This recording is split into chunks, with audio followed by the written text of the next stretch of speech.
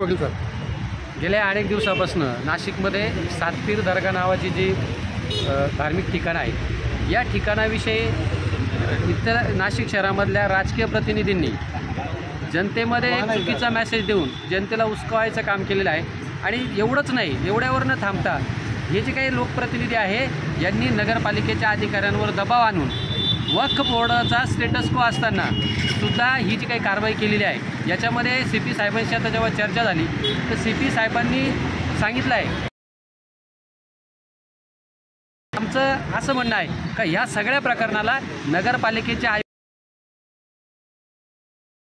असताना चुकीच्या पद्धतीने राजकीय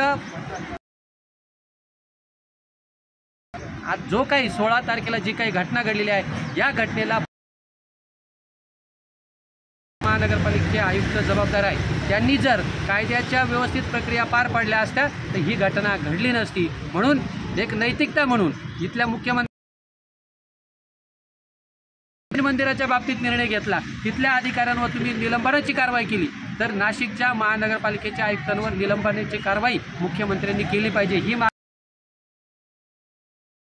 करत आहोत। आणि नाशिकमधल्या सगळ्या नागरिकांना विनंती आहे, धार्मिक गोष्टींमध्ये अंधश्रद्धेने किंवा कोणावरही